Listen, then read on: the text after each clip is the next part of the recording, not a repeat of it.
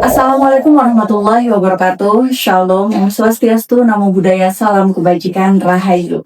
Welcome to podcast Kemenai Cimahi Berseka, ruang inspirasi yang penuh nilai kebaikan dan semangat kemenang berdampak untuk umat. Bersama saya, Nafisa.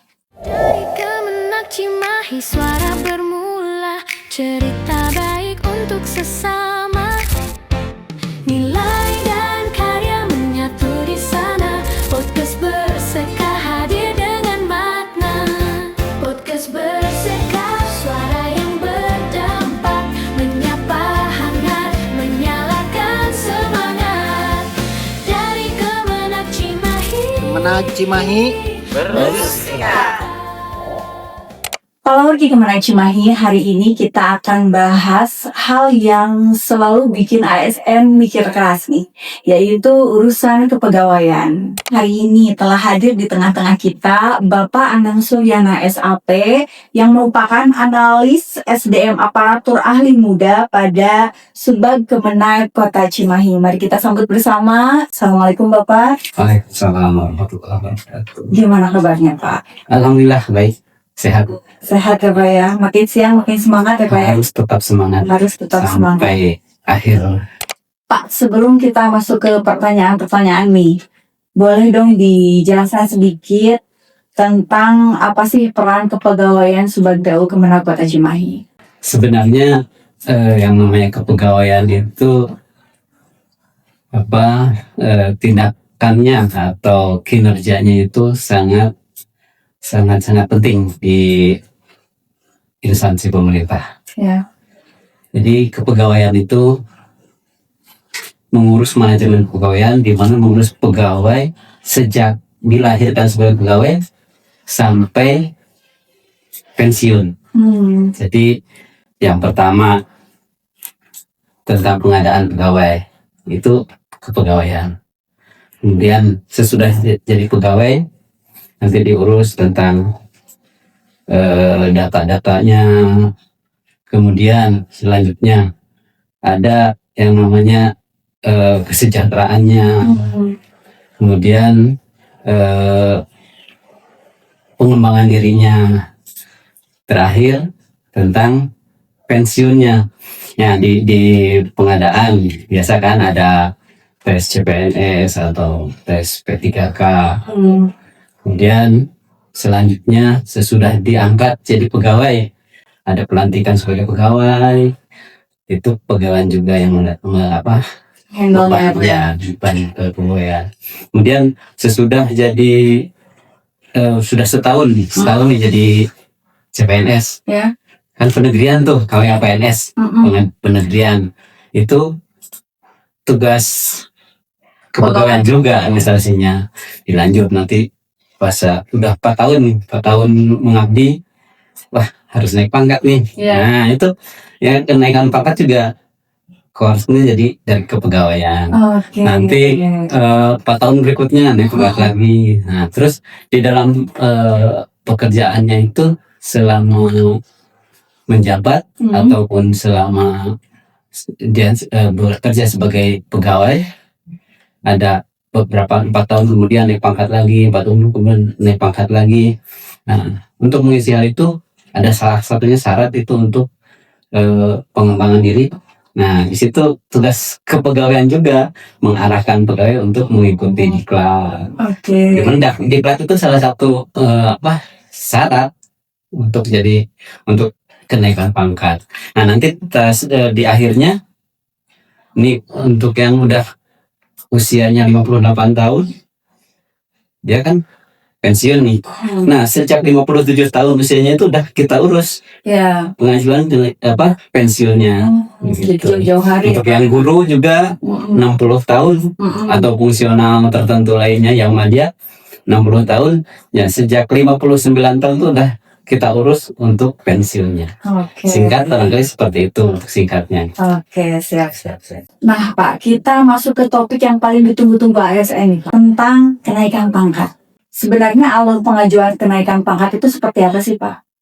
Tapi sebelum masuk ke alur, mungkin barangkali perlu saya jelaskan juga bahwa naik pangkat itu memang hak dari pegawai negeri sipil ya. dari ASN, yaitu organisasi sipil. Hak itu bisa didapatkan tentunya dengan syarat-syarat tertentu. Ya. Hak namanya juga hak ya. Ya. Jadi ada syaratnya, harus memenuhi dulu kewajibannya, baru kita mendapatkan hak kita. Ya. Jadi untuk alur kenaikan pangkat itu, yang pertama ada semacam pengumuman dari, kalau kita dari kepegawaian, siapa saja ini yang akan naik pangkat pada periode ini misalkan ya. Nah, yang pertama pengumuman itu biasanya kita share di kalau kita di grup medsos ya, di WA atau di Facebook Kemenag, kita share siapa aja yang siap untuk naik pangkat, yang berhak untuk naik pangkat di periode ini.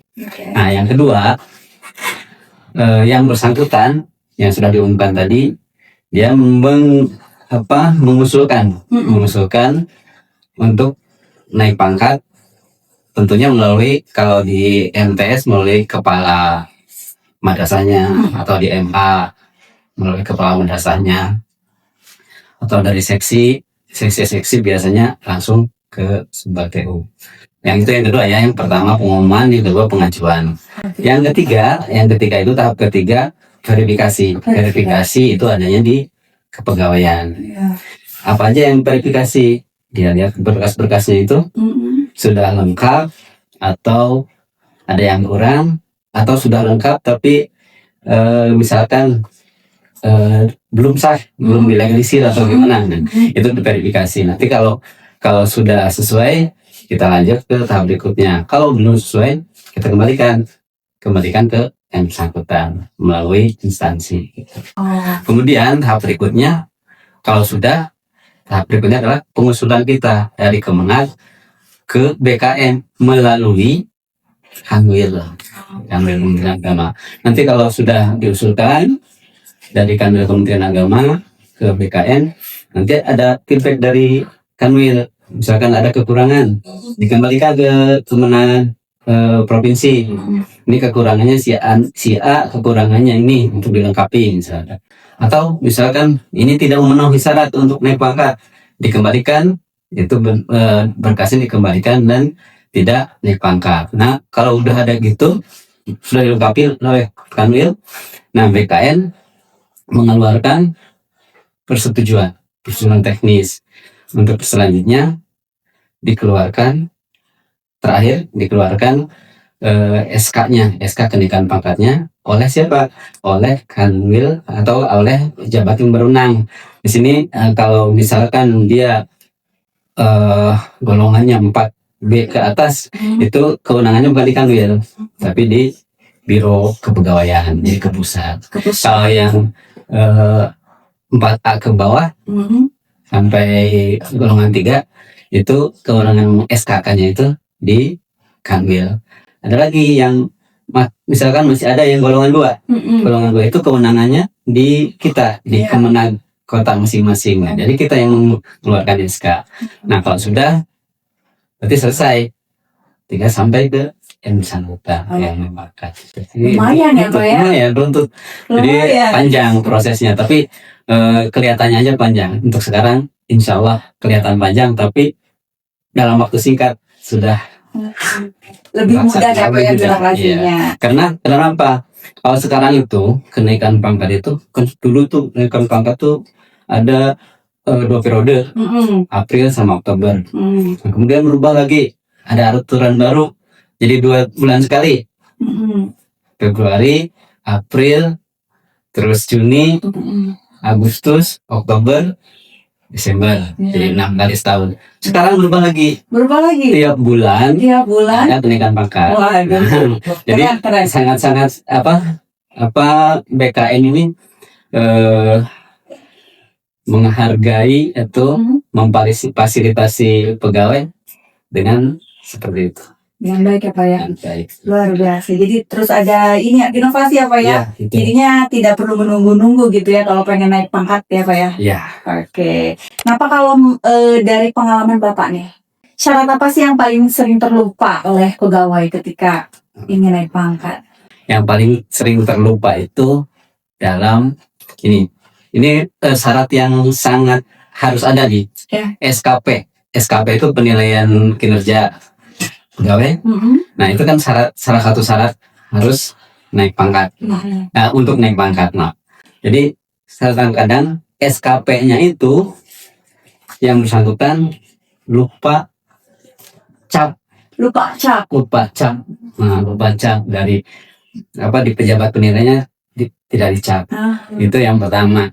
Yang kedua masih SKP. Kadang-kadang nggak lengkap. Jadi yang dilampirkan kan SKP itu ada 3 ya. Ada sasaran kinerja di awal, kemudian ada penilaian, ada evaluasi. Nah, kadang-kadang yang pertama itu sasaran kinerjanya itu nggak terlampir. Nah, itu yang paling sering. Yang paling sering ya, Pak ya. Yang paling sering terlupa. Tapi dengan adanya verifikasi di kita, jadi sebelum diusulkan hal itu udah selesai. Betul. Oke, luar biasa nih dari kepegawaian ya dalam verifikasi. Jadi biar lancar kesananya juga Pak ya. Oke. Nah Pak, sekarang nih Pak soal izin belajar nih. Baik, ini terkait izin belajar. Jadi sekarang itu sebenarnya nggak ada izin belajar. Nggak ada izin belajar? Adanya tugas belajar. Tugas belajar. Redaksinya yang berbeda ya? Izin belajar itu sekarang bahasanya tugas belajar dengan biaya mandiri. Gitu. Kalau dulu kan ada tugas belajar, ada izin belajar. Kalau sekarang izin belajar, tugas belajar dua-duanya. Kalau dia mandiri berarti tugas belajar dengan biaya mandiri. Sedangkan kalau yang beasiswa, nah itu tugas belajar ditanggung beasiswa itu ya gitu. Nah, untuk tugas belajar ini saya nggak menyebut izin belajar ya. Jadi untuk tugas belajar ini seharusnya diajukan itu sebelum yang bersangkutan mulai kuliah. Kenapa? Karena bisa jadi nanti udah capek-capek dia udah kuliah, pas mengajukan izin belajar ternyata tempat dia belajar itu, kampusnya itu tidak memenuhi syarat untuk diizinkan tugas belajar di situ. Kenapa? Kan harus ada yang bersangkutan itu kampusnya itu harus minimal akreditasi itu baik. Iya. Akreditasi B. Iya.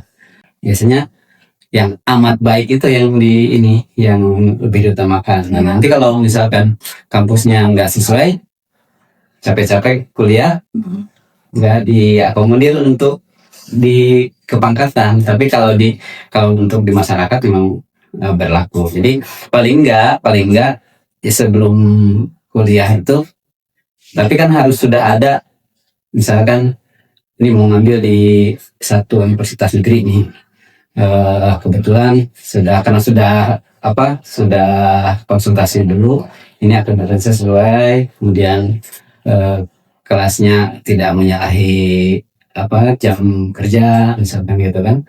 Nah, misalkan udah itu, nah baru yang bersangkutan itu harus daftar. Nah, daftar itu jadi sudah ada kartu pelajarnya, kartu mahasiswanya.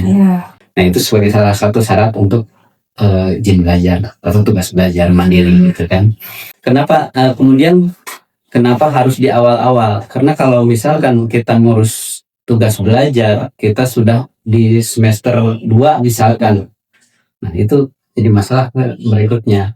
Soalnya keluarnya tugas belajar, SK tugas belajar nggak di awal. Jadi kan tugas belajar itu ada disebutkan untuk berapa lama.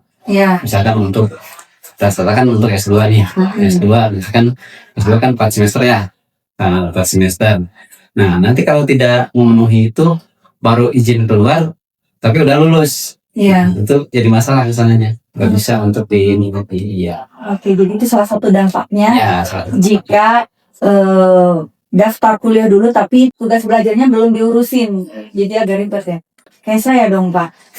Soalnya saya kan waktu kemarin daftar S2 itu waktu masih jadi honorer gitu. Jadi ketika dapat SK udah sedang berproses belajar gitu. Tapi lain cerita kalau gitu. Lain cerita. Karena yang bersangkutan belum diangkat sebagai pegawai. Iya. Kalau yang bersangkutan belum jadi pegawai tapi sudah mulai kuliah, mulai kuliah. itu beda lagi. Itu nanti ada surat keterangan bahwa yang bersangkutan jadi bukan izin atau tugas belajar, misalnya jadi surat keterangan telah memiliki ijazah.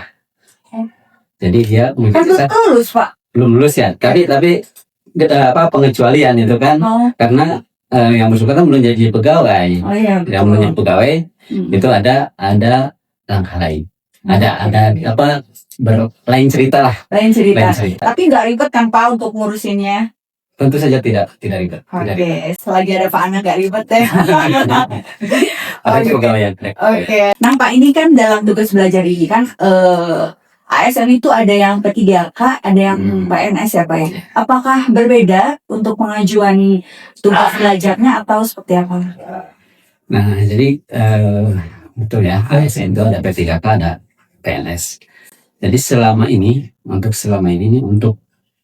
sementara mungkin karena belum ada aturannya, jadi ini masih fokus ke PNS. PNS. Ya, Oke. jadi kalau yang P3K, kenapa? Soalnya kan kalau PNS itu sesuai regulasi kan ada kenaikan pangkat. Iya. Dengan di P3K kan Tidak ada. tidak ada kenaikan pangkat. Itu kan salah satunya untuk mendongkrak itu, untuk bisa naik pangkat. Kan kalau PNS dengan pendidikan S1 nanti naik pangkatnya udah mentok di 3D. Tapi dengan adanya S2, nah dia masih bisa naik pangkat sampai ke 4H. Itu salah satu guna dari peningkatan pendidikan itu salah satunya. Pangkat ya. Iya, salah satunya pertama kan memang S2-nya lebih ke situ sih. Iya. Baik. Jadi untuk P3K sementara ini masih belum begitu belum begitu diperlukan gitu untuk tugas belajar kalau untuk kaitannya dengan pekerjaan. Tapi kalau dengan untuk pengetahuan dan sebagainya silahkan gitu kan. Baik. Luar biasa. Nah Pak, sekarang kalau misalkan udah singkat cerita udah lulus nih gitu ya. Nah, pasti kan ada gelar baru nih. Seperti apa sih Pak persyaratan untuk mencantumkan gelar baru? Nah, kita ada yang namanya pencantuman gelar. Sama kaitannya sama kayak mengurus izin belajar atau tugas belajar. Iya. Berkaitan sama ada akreditasi prodi, ada akreditasi kampus, ada keterangan yang bersangkutan betul mahasiswa di situ. Iya. Nah itu kemudian, untuk langkah-langkahnya itu, ini kan tenar sudah lulus, jadi selesainya kuliah, dapat ijazah, dapat transkrip, nggak masalah ikut wisuda atau enggak, yang jelas sudah ada itu kan, sudah ada ijazah, sudah ada transkrip. Nah itu bisa diajukan yang namanya pengakuan gelar. Itu seperti saya sebut tadi, langkahnya sama kayak menunjukkan tugas belajar. Dan itu sama dipersyaratkan yang bisa disesuaikan itu dipersyaratkannya akreditasinya apa? Kalau akreditasinya memenuhi nggak bisa juga komandir. Jadi Pak minimal kampusnya itu prodinya gitu ya? Prodinya terakreditasi B minimal. Baik, iya. Oke. Nah Pak, Kalau akreditasinya C sudah jelas nggak bisa. Oke. Jadi Pak Odi Kemana Cimahi, kalau kalian merupakan ASN dan ingin mengajukan tugas belajar, dilihat dulu kampusnya, prodinya minimal akreditasi B gitu ya Pak ya. Oke, biar bisa diakui seperti itu ya Pak ya gelarnya. Baik. Nah Pak, ini pertanyaan yang sering muncul nih. Apakah layanan di kepegawaian itu dipungut biaya Pak? Layanan di kepegawaian, semua layanan dari pendidikan pangkat dan lain sebagainya adalah free. Ya, tidak ada biaya. Kemudian nih Pak, sekarang kita ngomongin cuti nih Pak. Jenis cuti apa saja sih Pak yang biasa diajukan sama ASN? Jadi jenis cuti ASN sebenarnya ada 7 ya. 7? Cuti tahunan, cuti semasa penting, cuti melahirkan, kemudian cuti besar, kemudian cuti di luar tanggungan negara, ada lagi enam ya. Yang keenamnya itu adalah cuti bersama. Cuti bersama. Tapi berbeda antara PNS dengan P3K. Beda nih. Iya, Gimana, cuti Pak? ASN itu kalau ASN-nya PNS itu semua yang tadi itu ada. Tapi kalau untuk P3K tidak ada cuti besar. Oke. Kemudian tidak ada cuti di luar tanggungan negara. Sama Cuti cuti bersama. Oke. Jadi itu bedanya apa ya? Oke. Jadi kalau ASN cutinya, kalau PNS cutinya 6, Ya. kalau P3K cutinya 3. Tiga. Beda setengahnya apa ya? Nah, kenapa nggak dikasih cuti karena apa? Cuti apa namanya? Cuti besar. Cuti besar itu kan rata-rata untuk ibadah haji. Itu diberikannya cuti besar itu kan setelah yang bersangkutan 5 tahun mengabdi secara berturut-turut. Jadi tahun ke-6 baru bisa cuti besar. Sedangkan P3K masa kontraknya 5 tahun. Ya, berarti kan cuma 5 tahun itu nggak bisa untuk satu cuti. Nah, gimana untuk mengatasi bahwa yang bersangkutan untuk bisa melaksanakan ibadah haji? Gimana tuh, Pak? Itu pakainya adalah cuti tahunan. Oh, iya. Tapi diakumulasi. Jadi misalkan tahun ini nih ambil cuti tahunan ibadah haji kan biasanya 40 hari ya. Ya. 40 hari itu berarti ngambil cuti tahunan yang 4 tahun itu. Oke. Caranya gitu. Jadi cuti selama sisa cuti semasa kontrak Iya. diambil semua Iya. gitu ya, Pak ya, untuk Ibadah haji. betul. ibadah haji diakumulasikan. Topik berikutnya nih, Pak, tentang Satya Lencana. Satya Lencana Karya Satya itu penghargaan dari pemerintah untuk pegawai untuk ASN yang mengabdi dengan baik, Ya. dengan kinerja baik secara berturut-turut, baik itu 10 tahun atau 20 tahun atau 30 tahun. Jadi mengabdi dengan baik secara berturut-turut selama 10 tahun atau 20 tahun atau 30 tahun. Oke. Siapa aja yang berhak? Iya. Siapa ini, Pak? Tadi kan disebutkan untuk pegawai Ya. ASN ya. Nah, intinya semua berhak selama memenuhi syarat. Ya. Syarat pertama ya otomatis tadi kan masa kerjanya memenuhi. Ya. Berarti kalau yang belum 10 tahun jangan harap dapat Satya Lencana. Misalkan baru kerja 7 tahun atau 9 tahun lah. Pengen Satya Lencana. Waktunya. Banyak aja yang udah 30 tahun belum dapat juga kan banyak. Gitu kan. Betul. Jadi salah satu syarat itu. Kemudian yang kedua syaratnya adalah kinerjanya itu baik. Oke. Dalam artian apa? Ya tidak pernah dikenakan hukdis, hukuman disiplin tingkat sedang atau berat. Misalkan 10 tahun kerja tapi di tahun kedua pernah kena hukdis sedang atau berat. Itu dihitung lagi dari selesai hukdis itu baru dihitung lagi 10 tahun. Jadi balikan lagi dari awal. Iya, dari hukdisnya selesai dulu. Jadi meskipun kan masa kerja udah 11 tahun tapi di tahun ketiga misalkan ada hukdis berarti kurangi 3 kan gitu. Gitu. Gitu.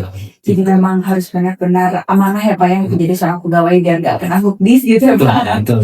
Oke, luar biasa nih, Pak. Nah, ini Satya Lencana ini diajukan sendiri atau emang harus diusulkan, Pak? Jadi kembali ke tadi yang namanya Satya Lencana itu penghargaan. Penghargaan itu kan nggak diajukan. Oke. Penghargaan itu diberikan tanpa harus mengajukan. Oke. Jadi yang berhak mengajukannya itu mungkin ya. Jadi mengajukan itu sebenarnya pimpinannya ya, atasannya. Nah, ini saya punya misalkan kepala sekolah, ini saya punya guru ada 60 nih. Dari 60 ini yang 30 udah 10 tahun lebih nih. Saya coba cek kinerjanya bagus nggak, masa kerjanya betul seperti itu. Ya itu jadi diusulkan tuh oleh atasan, bukan oleh yang bersangkutan. Atasan sebenarnya itu mengusulkan itu ya istilahnya mungkin mengingatkan ya, mengingatkan untuk yang di atas bahwa yang bersangkutan sudah layak, dan memang yang tahu kinerja kan atasannya. Iya, betul. Ya ini PNS atau ASN ini kinerjanya bagus, sudah mengabdi 10 tahun, lebih layak diberikan penghargaan. Jadi tidak ada pengajuan dari yang bersangkutan. Oke. Tidak diajukan, jadi diberikan itu kan penghargaan. Beda dengan hak, kenaikan pangkat kan hak, jadi yang bersangkutan bisa mengajukan, sama juga melalui atasan gitu kan. Oke. Berarti memang siap-siap aja nih ya, kalau jadi PNS harus berkelakuan baik, SKP-nya baik, biar dilirik sama pimpinan gitu ya Pak ya. Betul sekali. Biar dapat satu rencana gitu ya Pak ya. Jadi memang ya mungkin kalau mengingat kinerja itu harus baik itu bukan karena saya rencana, betul kan? Kalau karena saya rencana, wah saya bekerja ini untuk dapat saya rencana. Tapi kalau pegangannya kinerja baik itu untuk kita juga, ya itu dengan sendirinya kan saya rencana bisa. Oke, betul. Jadi berbaik-baiklah dengan kinerja. Betul. Intinya amanah ya Pak ya dalam menjalankan tugas dan bersungguh-sungguh. Nah, pas sekarang kita santai dulu nih. Kita ada mini games namanya This or That versi kepegawaian. Bapak bisa jawab secara spontan aja. Lebih sering kejadian berkas lengkap tapi telat masuk atau berkas cepat masuk tapi belum lengkap? Berkas cepat masuk tapi nggak lengkap. Oke. Seringnya seperti itu. Oke. Cepat tapi nggak lengkap. Oke. Selanjutnya nih Pak, pegawai biasanya lebih sering datang dulu ke kepegawaian untuk bertanya atau langsung kirim berkas? Langsung berkas. Langsung berkas. Nah itu. Jadi gak tanya-tanya dulu. Nah, tanya-tanya dulu. Karena berkasnya dalam bentuk soft copy ya. Kadang-kadang nggak tahu mereka tuh harus soft copy. Akhirnya bawanya yang berkas fisik, udah gitu nggak lengkap juga gitu. Betul bolak-balik ya Pak ya. Makanya perlu koordinasi terlebih dahulu sebelum. Jadi emang harus nanya dulu ya Pak ya. Oke. Hal-hal kecil sebenarnya ini nih berkas ini harus dilegalisir atau gimana? Itu ya. Sering. Kan udah jelas syaratnya itu adalah misalkan SK fotokopi sah SK-nya. Itu otomatis kan harus legalisir kalau fotokopi. Tapi sebenarnya lebih bagus lagi. Jadi scanan yang asli. Jadi tanpa harus dilegalisir, tapi berkasnya asli cap basah gitu kan. Paling sering untuk pertanyaan seperti itu. Paling sering ya Pak. Ini harus legalisir apa enggak? Itu kayaknya udah karena sehari-hari ya Pak ya. Udah biasa gitu. Biasa. Oke, luar biasa. Bapak nih sebagai penutup, apa pesan singkat dari Bapak untuk seluruh ASN Kemenag Cimahi agar urusan kepegawaian bisa berjalan tertib dan lancar? Mana Pak? Baik, pesan saya untuk teman-teman khususnya di Kementerian Agama Kota Cimahi, tertiblah dalam administrasi, semua administrasi. Jadi untuk segala administrasi yang tertib, mengikuti aturan dan tepat maksudnya tepat mau waktunya, mau tepat aturannya dan lain sebagainya. Oke. Luar biasa Bapak, terima kasih atas penjelasan dan waktunya. Mudah-mudahan di podcast ini bisa menjawab kebingungan teman-teman ASN terkait kepegawaian ya Pak ya. Jadi membuat urusan kepegawaian juga lebih mudah gitu ya Pak ya. Dengan adanya podcast ini menjadi jembatan informasi bagi ASN Kemenag Kota Cimahi. Saya sangat mengapresiasi ini. Oke. Podcast ini. Siap. Nanti. Terima kasih juga udah diundang sih. Oke, siap. Nanti main lagi lah Pak ya. Siap. Kita ngobrol lagi yang lain tentang tema-tema yang lain. Oke, baik para warga Kemenag Cimahi, cukup sekian podcast kali ini. Semoga bermanfaat dan jangan lupa like, comment, subscribe, dan share video ini sebanyak-banyaknya supaya manfaatnya bisa dirasakan oleh semua. Saya Nafisa undur diri. Assalamualaikum warahmatullahi wabarakatuh.